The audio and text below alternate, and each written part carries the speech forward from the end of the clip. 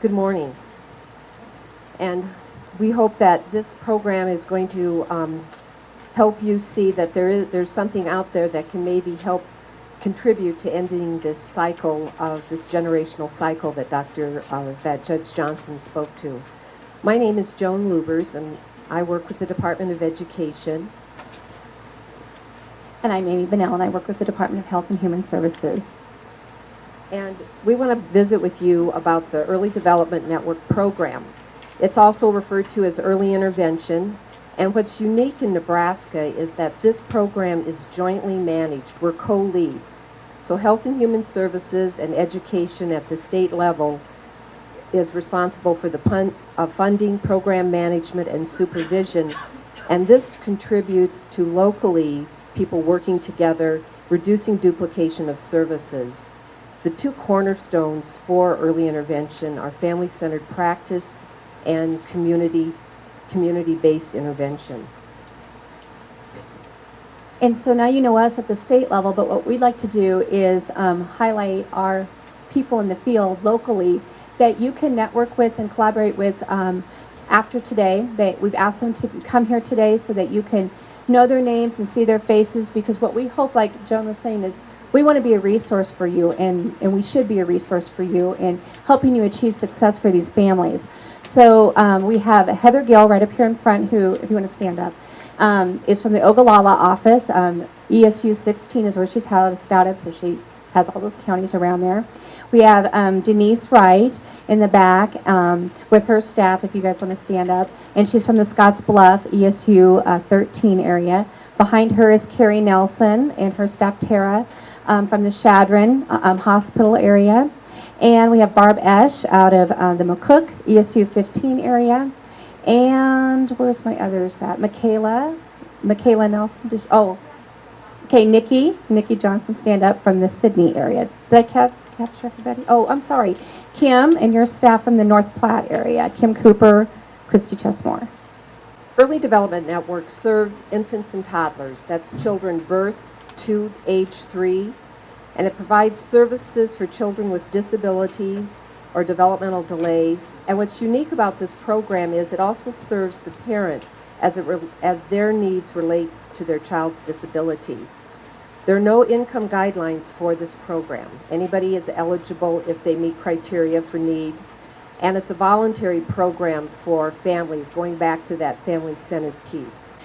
All right, so you may wonder how you can make a referral or how a referral is made. How do we get these kids into our system? Well, anyone obviously can make a referral. You can call the statewide number. You'll find that in your packet. You also can contact your local EDN, Early Development Network office. Again, those people that we pointed out in the room, they would be your local contact. We have a state directory in your packet that will outline who all the people are depending on regionally where you live. But you can always call the 800 number, and that's going to get the referral to the right office. What happens after the referral? That referral comes into the local services coordination office and is going to be immediately assigned to a services coordinator. That person is going to make contact within 7 days of the date of the referral with the family. They're going to call up the family and schedule a home visit and go out and visit with the family, interact with them, and do some assessments with the family about what the child's needs are and what the family's needs are in relation to their child. The other thing they do when they get that referral is they're going to immediately turn around and notify the school district personnel in which the child resides in. So the school district is prepared. They know that this referral has come in and that they're prepared to move forward with some evaluations on the child and the family themselves. So once the referral is made, you may be asking, well, okay, what happens then? How is that helpful to me in this room? Well, these are the components, very briefly, overarching of how we can help you. And we're going to go into this some more detail as we move along here. But we can provide a multidisciplinary evaluation for the child. If the child qualifies based upon that evaluation, then the team, meaning the services coordinator and the school district personnel, the people that are going to serve this child and family, including you in this room, will sit down and write a family plan with measurable outcomes for that family and that child to achieve. We can provide medical and educational services for the child. And like we said, we're going to provide services coordination to the child and the family. And we'll go into more detail in a little bit about what that means for you. And you can have access to your local planning region team. This is the team in each region that meets to address gaps and barriers and to help you achieve efficient services and family-centered delivery of services and provisions that the families that you serve, how you can all work together to achieve that for your families. So what happens immediately after that referral comes in, the service coordinator sends it over to the school district. And that school district is going to be responsible for doing a multidisciplinary evaluation on the child. And so a team of appropriate people would come together with the family, and many times this also could involve the foster family. This is going to be done at no cost. And all areas of the child's developmental domains need to be addressed. So cognitive, social emotional, language, motor skills, and self-help. And there's a mandated timeline for this evaluation. It's 45 days from the date that a referral came into early intervention. That MDT has to be completed and ready to go. Okay, so once the multidisciplinary evaluation is completed on the child, you immediately move into developing an individualized family service plan. This is a plan that is family driven. Again, like Joan said, not only does that evaluation, but also this plan has to be developed within 45 calendar days from the date of referral. So start thinking about that for all of you and how that can help you guys in the work that you do with children. It's a very quick timeline. And so we could have a lot of information available to all of you that would be very helpful in your court process and what kinds of services need to be delivered to the family and can complement your court report and case plan for the children and the families that you serve. That family service plan, like we said, everybody's going to come together at the table. If it's a family and child you're involved with, we would ask you to come to the table with us. And that plan is to provide support and services to the child and the family. Now what I want to do is maybe have you pull out, we have a copy of what one looks like so you have a really good idea of how this can help you. It looks like this. It's called an individual, it says Early Development Network at the top, and you'll see the term Individualized Family Service Plan. And as you pull that out and start taking a look at that, you can see right on the cover page that just some very basic information about the child and the family, such as the parents' names, their addresses, phone numbers, etc., the date that the multidisciplinary evaluation was conducted, what the family's language is, and if they need an interpreter, the date that the meeting was held. All those things may be helpful to you if this referral was made and these things are working behind the scenes and you, as a guardian ad litem, as a CASA worker, whatever, haven't had an opportunity to really meet the family or really get into the dynamics of the family. Just pulling out that front page can maybe assist you in just getting a visual of what this family may need.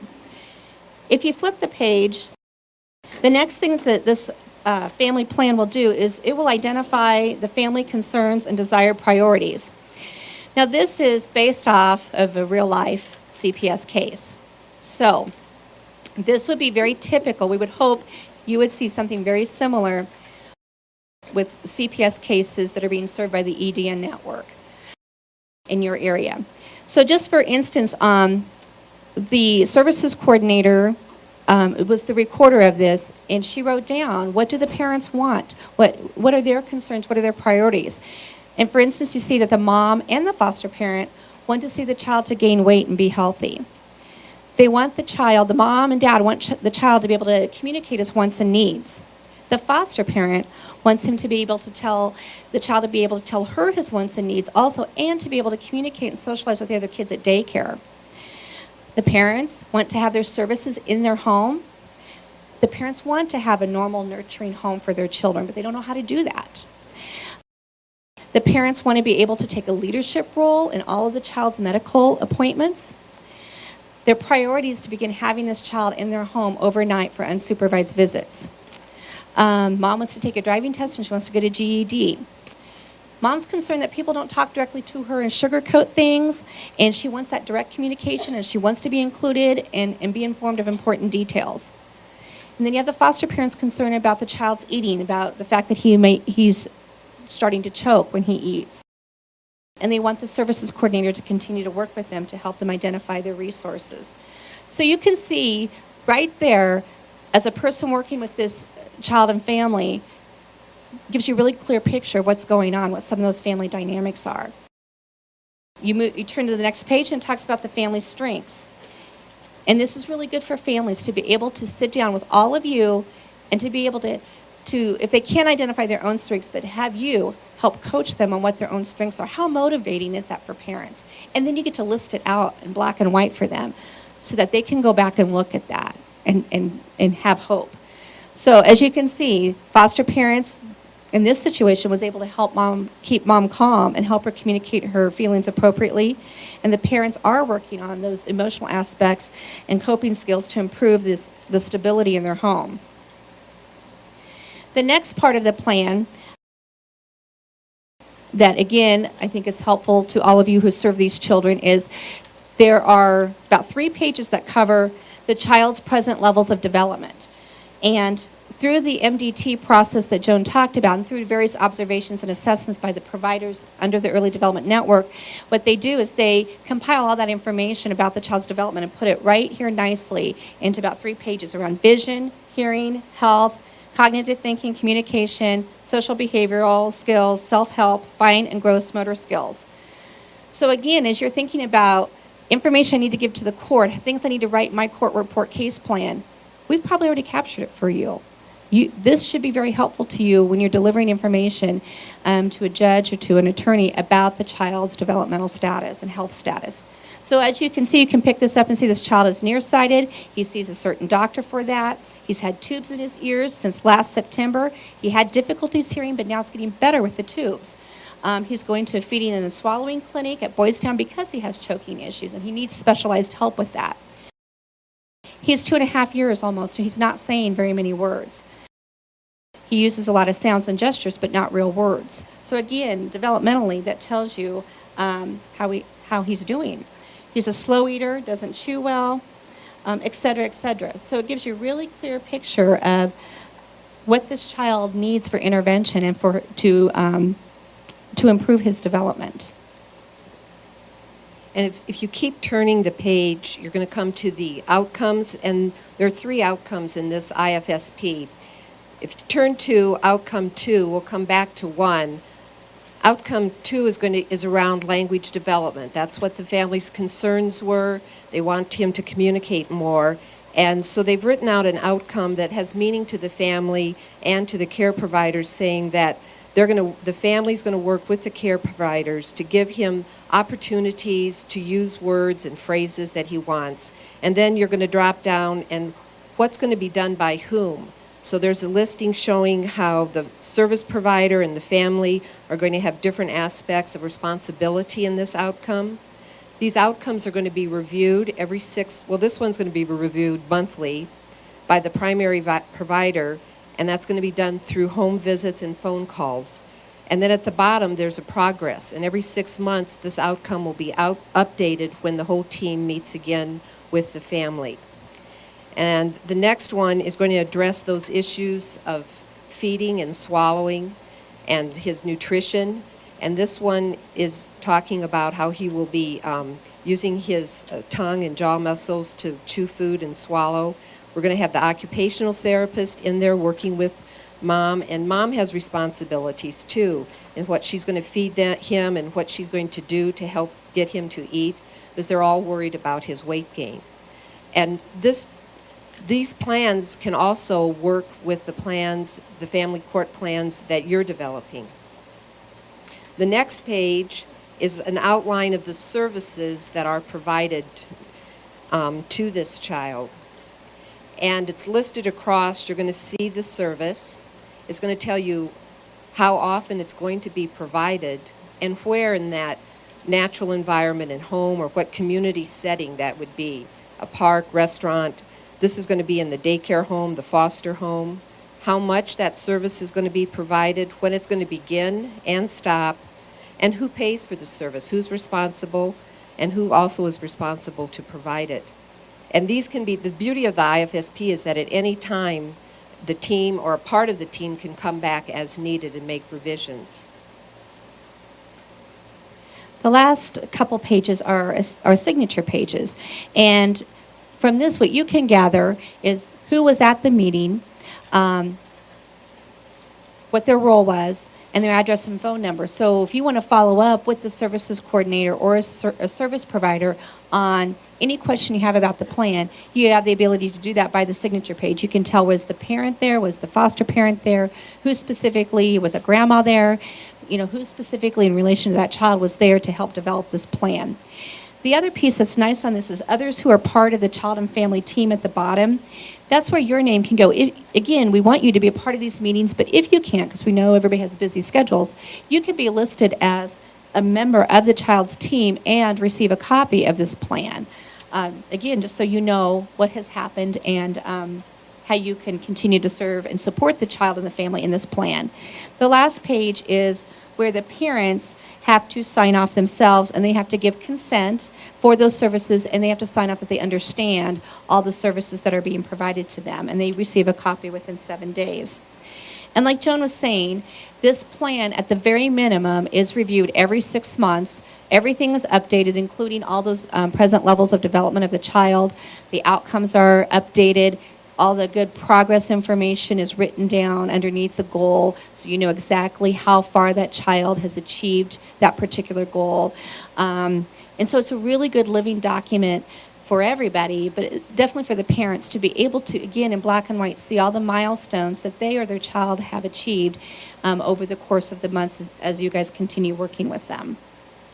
The other possible services for the Early Development Network, these are arrays of possibilities, once again, based on need. Of course, this little guy was getting speech and language services. He had occupational services. Physical services may be needed. Vision and Audiology services are available. And nutrition is often, many times a nutritionist will be brought in. Early childhood special education is usually a part of the team. And there are positive behavioral supports. And we know that many times children who have been abused or neglected, there's an aspect of social and emotional development that needs to be addressed. Transportation to receive those services are provided, and family counseling or social work is available. This may be in relationship to helping the family understand their child's needs and how to best support it, or sometimes the family is completely overwhelmed with financial needs. I need to, we're going to go bankrupt. I need to figure out our child has so many needs. We need to sit down and develop a budget plan. Also, assistive technology devices are another aspect of this.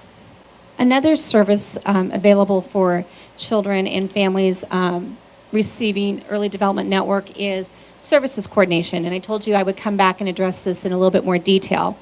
Services coordination is an entitlement for all families that qualify for the Early Development Network. This means that services coordination must be offered to all families that are part of our program. However, not all families have to take it. They can decline it. But in Nebraska, the large majority of our families do participate in services coordination. What that means is that services coordination work begins upon referral to the Early Development Network. They work with the family, the foster parents, all those agency providers such as CPS, such as the courts, such as CASA, such as the foster parents, et cetera, to, like we said, coordinate all those resources, all those services that the family may need. Even, it can be transportation, it can be they're getting their lights turned off, they need food, they're running low on food, they ran out of diapers, they need formula for this baby, whatever it may be, all those real issues that you guys deal with. They can help you coordinate and access those resources for those families to support that child's healthy development.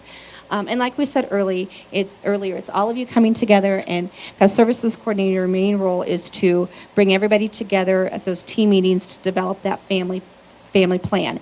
And if you want to go back to your IFSP, and if you want to go to that first outcome, that is a really good outcome that describes in a CPS case what a services coordinator will do or can do to assist you in achieving outcomes for families.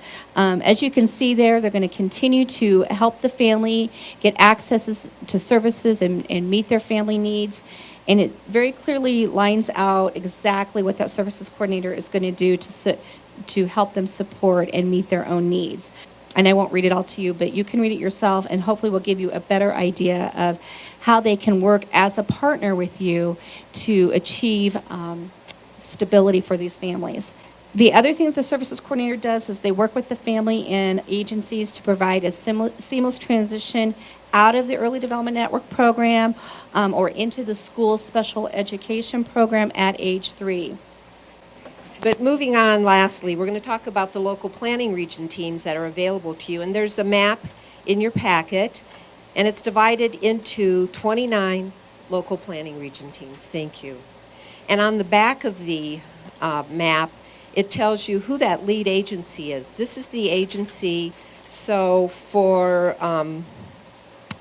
the planning region team in Sydney, which is planning region 14, the lead agency for that is the Educational Service Unit out of Sydney.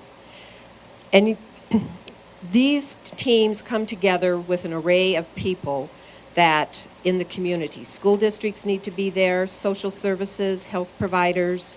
We have private and public agencies that are part of it, audiologists. Families also are required.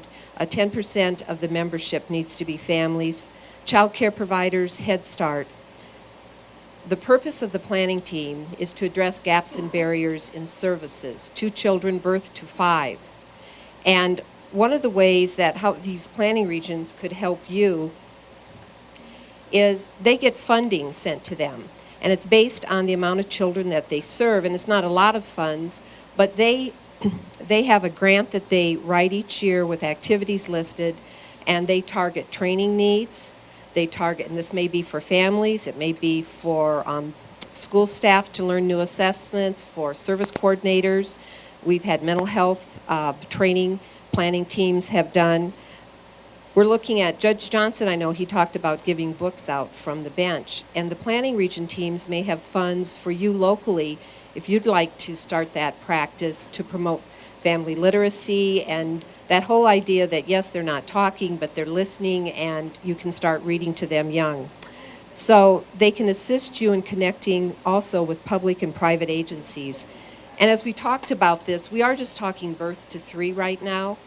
But if you have children that are coming into your courts, the children that you work with, 3, 4, 5-year-olds, 6-year-olds, these people that Amy introduced you to, they're going to be able to connect you with the school districts.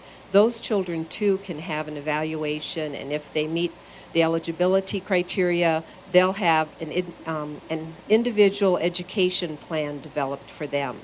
So we don't want you to, you can contact the same people to get those resources.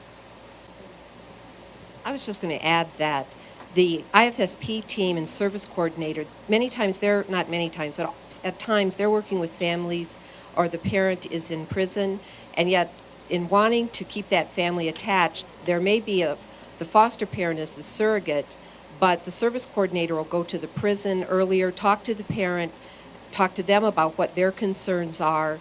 After the IFSP team holds their meeting, they'll go back to the prison and go through the IFSP with the parent and have the mother sign. And this one particular family, the team felt that was really a way to keep her connected to her toddler so that when she left prison, she was going to feel she knew where her child was developmentally, and that was going to increase the likelihood of that reunification.